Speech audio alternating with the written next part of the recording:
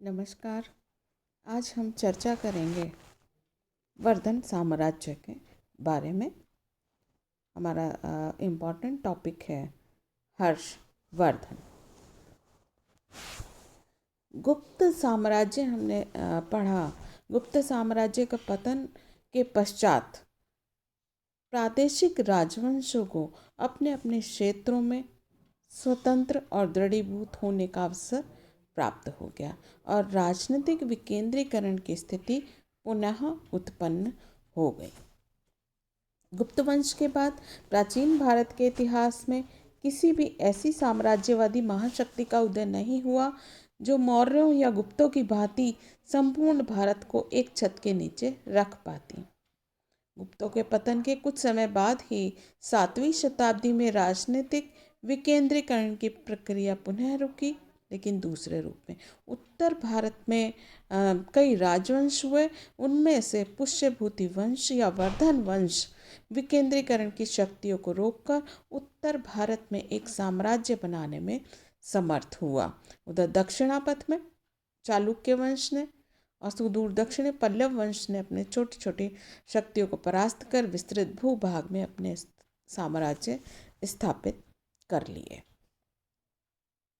अब पहले हम जानेंगे कि वर्धन वंश का इतिहास जानने के हमारे पास कौन कौन से स्रोत हैं। सबसे महत्वपूर्ण स्रोत है हर्षवर्धन के दरबारी कवि बाण भट्ट द्वारा रचित हर्षचरित। हर्षचरित में 8 अध्याय हैं। इसमें हर्षकालीन प्रशासन, धर्म, समाज और जानकारी काफ़ी हमको प्राप्त होती है।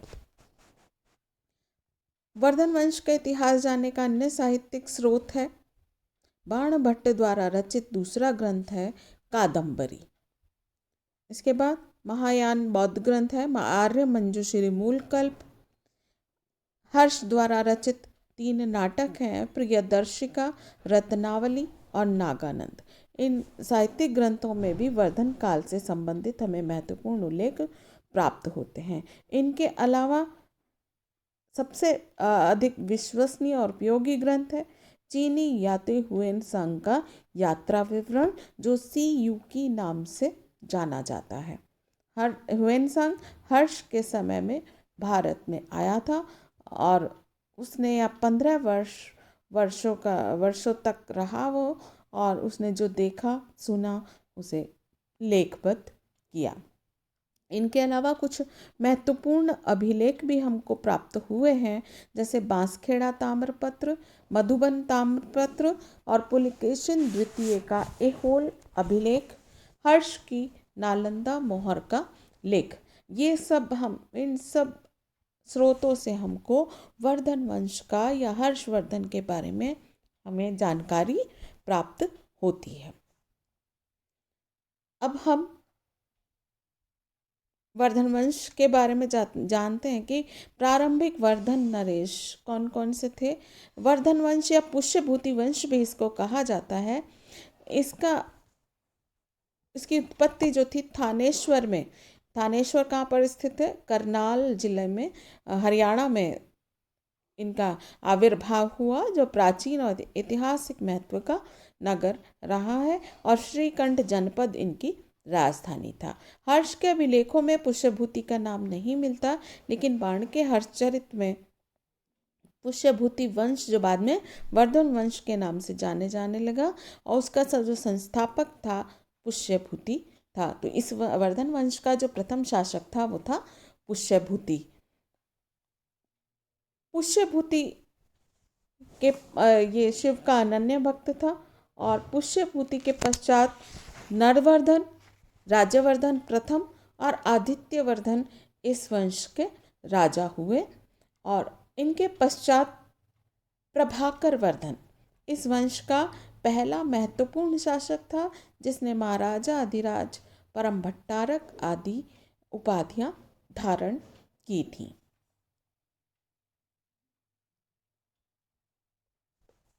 जिसकी कीर्ति चारों समुद्र के पार तक फैली हुई थी। बाण के हर्षचरित में भी हर्ष के साम्राज्य में इन सब का अतिशयोक्तिपूर्ण वर्णन किया है, क्योंकि प्रभाकर वर्धन एक शक्तिशाली योद्धा था। प्रभाकर वर्धन की पत्नी का नाम यशोमती था। उसके दो पुत्र थे, राज्यवर्धन और हर्षवर्धन, और एक पुत्री थी राजश्री। और प्रभाकर वर्धन ने अपनी पुत्री राजश्री का विवाह मौखरी नरेश ग्रह वर्मा के साथ किया था, जिसके परिणाम स्वरूप थानेश्वर और कन्नौज में मित्रता स्थापित हो गई थी। प्रभाकर वर्धन के जीवन के अंतिम दिनों में हुणों ने उनके सीमा क्षेत्रों पर आक्रमण कर दिया था, और लेकिन उनके पुत्र राज्यवर्धन ने उन्हें पराजित करके उनको देश से बाहर निकाल दिया था, हुणों को। और इसी अंतराल में प्रभाकर वर्धन अस्वस्थ हो गया और उनका देहांत हो गया। तो प्रभाकर वर्धन की मृत्यु के बाद उनका पुत्र राज्यवर्धन द्वितीय गद्दी पर बैठा। जिस समय प्रभाकर वर्धन की मृत्यु हुई उस समय उनका बड़ा पुत्र राज्यवर्धन हुणों के युद्ध में व्यस्त था। तो हुणों पर विजय प्राप्त कर जब राज्यवर्धन थानेश्वर लौटा तो उसने पिता की मृत्यु का समाचार सुनकर बहुत दुखी हुआ और संन्यास ग्रहण करने का विचार किया और अपने छोटे भाई हर्षवर्धन को राज्य ग्रहण करने के लिए कहा। लेकिन उसी समय मालवा के राजा उसी समय एक अनुचर आया, उसने सूचित किया कि कन्नौज के जो मौखरी नरेश हैं, जो राजश्री का पति था ग्रह वर्मा, उसकी हत्या कर दी गई है और राजश्री जो है वो जंगल में चली गई है। ये सुनकर राजश्री को कन्नौज के कारागार में डाल दिया गया है। तो राज्यवर्धन ने जैसे ही अपनी बहनोई की हत्या का समाचार सुना तो वो 10,000 अश्वारोहियों के साथ मालवराज को परास्त करने के लिए निकल पड़ा। मालवराज इस समय देवगुप्त था और देवगुप्त इस युद्ध में मारा गया। संभवतः गौड़ नरेश शशांक भी देवगुप्त की सहायता के लिए आया हुआ था। जब राज्यवर्धन ने देवगुप्त को युद्धभूमि में मार डाला तो शशांक भी एक तरह से पराजित हो चुका था और शशांक ने राज्यवर्धन से अपनी पुत्री का विवाह का प्रस्ताव रखा और अपने शिविर में आमंत्रित किया, जहां विश्वासघात कर राज्यवर्धन की उसने हत्या कर दी। तो शशांक ने अपने मित्र देवगुप्त की पराजय का बदला ले लिया। इसी बीच राजश्री को कन्नौज के कारागार से मुक्त कर दिया, लेकिन वह अपने पति और भाई की मृत्यु का समाचार सुनकर विंध्याचल के जंगल में चली गई। अब हर्षवर्धन जो है 606 ईस्वी में थानेश्वर की पैतृक गद्दी पर बैठा, क्योंकि राज्यवर्धन की मृत्यु हो चुकी थी। हर्षवर्धन की गणना भारत के महान सम्राटों में की जाती है। 606 ईस्वी में राज्यारोहण हर्षवर्धन का राज्यारोहण हुआ और उस समय हर्ष की आयु केवल 16 वर्ष की थी। तो जब वो गद्दी पर बैठा तो राज्यारोहण के समय हर्ष के सामने अनेक कठिनाइयाँ उपस्थित थी। एक तो उसके भाई राज्यवर्धन की हत्या कर दी गई थी, और तो इस सिंहासन का भार जो है दुखद अवस्था में उसके कंधों पर आ पड़ा। उसकी बहन राजश्री विंध्याचल के जंगल में किसी अज्ञात स्थान पर चली गई थी और दुष्ट गौड़ राजा शशांक से अपने भाई की हत्या का बदला लेने के लिए हर्ष के अंदर ज्वाला धधक रही थी। तो इन समस्याओं का समाधान करना आसान नहीं था, लेकिन हर्ष ने अपनी दूरदर्शिता के कारण सभी का निदान कर लिया। स्वयं हर्ष जो अपनी बहन की खोज के लिए विंध्यावन की ओर प्रस्थान किया और अपने बौद्ध भिक्षु मित्र दिवाकर मित्र की सहायता से उसने राजश्री को ढूंढ लिया, जो चिता में जलकर मरने जा रही थी, और उसको बड़ी मुश्किल से हर्ष ने समझा बुझाकर कन्नौज वापस भेजा। इसके बाद कन्नौज के उत्तराधिकार का प्रश्न हल हुआ। हर्ष की सैनिक गतिविधियों को देखकर अपने गृह राज्य गौड़ पर कामरूप के शासक भास्कर वर्मा का संकट मंडराने के कारण गौड़ नरेश शशांक कन्नौज छोड़कर भाग गया। कन्नौज के मंत्रियों ने राजनीतिक परिस्थितियों को देखते हुए हर्षवर्धन को कन्नौज के सिंहासन स्वीकार करने के लिए आमंत्रित किया। हालांकि हर्ष की इच्छा नहीं थी, लेकिन उसने प्रस्ताव को स्वीकार कर लिया और अंत में कन्नौज और थानेश्वर के राज्यों मिल जाने के बाद हर्ष की शक्ति बहुत अधिक बढ़ गई थी और इसके बाद हर्ष ने अपनी राजधानी थानेश्वर से कन्नौज स्थानांतरित कर दी। तो ये समस्याएं हुई जब जैसे ही वो यहाँ का शासक बना। अब हम जानेंगे हर्ष की दिग्विजय के बारे में कि हर्ष ने कौन कौन सी विजय प्राप्त की। तो भारत के प्राचीन चक्रवर्ती राजाओं की भांति हर्ष ने भी दिग्विजय का संकल्प लिया और हर्ष के दिग्विजय का संकल्प ह्वेनसांग की सूचनाओं में हमको प्राप्त होता है। और उसने बताया, उसने लिखा है कि उसने 6 वर्षों तक उसने पांचों भारत को अपने अधीन कर लिया। पंच भारत पर उसने विजय प्राप्त कर ली। तो पंच भारत को उत्तर भारत कहा जाता है। इस तरह बाण ने हर्षचरित में हर्ष के सैनिक अभियानों का उल्लेख करते हुए कहा है कि हर्ष की सेना प्रतिदिन 8 कोस की दूरी तय करती थी और हर्ष ने अपने शत्रु गौड़ राजा शशांक के पड़ोसी भास्कर वर्मा को अपने साथ मिलाकर शशांक के विरुद्ध एक प्रकार की कूटनीतिक सफलता प्राप्त की। तो सबसे पहले हम जानेंगे गौड़ नरेश शशांक का पराभव। तो सबसे पहले हर्ष का ध्यान अपने भाई राज्यवर्धन के हत्यारे गौड़ नरेश शशांक पर गया। वो अपने भाई की वध का बदला लेना चाहता था।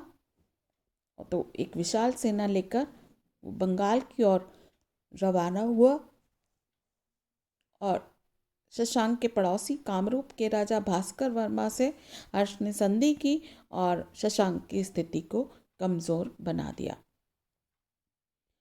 हालांकि इसका कहीं विवरण नहीं मिलता है कि उसने कहाँ और कैसे शशांक को पराजित किया। गंजाम अभिलेख से पता चलता है कि 619 ईस्वी तक शशांक जीवित था और परंतु बाद के अभिलेख बताते हैं कि 634 ईस्वी में हर्ष का राज्य गौड़ तक विस्तृत हो गया था। तो कुछ इतिहासकारों का मानना है कि शशांक की मृत्यु पर हर्ष ने बंगाल पर पुनः आक्रमण किया और वहां अधिकार स्थापित कर लिया। इस तरह शशांक की मृत्यु के बाद ही हर्ष ने मगध और उड़ीसा पर विजय प्राप्त की थी। इसके बाद वल्लभी पर विजय। वल्लभी का था सौराष्ट्र में। हर्ष का जो समकालीन शासक था ध्रुवसेन द्वितीय था। पश्चिमी मालवा का क्षेत्र उसके अधीन था क्योंकि इस समय विशेष महत्वपूर्ण था, क्योंकि इसके उत्तर में हर्ष का साम्राज्य और दक्षिण में पुलकेशिन द्वितीय का था। और दोनों ही, पुलकेशिन द्वितीय भी और हर्ष भी, दोनों ही वल्लभी को अपने आधिपत्य में लेना चाहते थे। इसके अलावा हर्ष जो था वो दक्षिण में अपना राज्य विस्तार करना चाहता था। तो हर्ष ने वल्लभी नरेश पर आक्रमण किया और उसे परास्त कर दिया और वल्लभी नरेश ने जाकर गुर्जर नरेश श्रीदत्त के यहाँ शरण ली। तो इनका उल्लेख जो है वो नौसारी दानपत्र में आता है।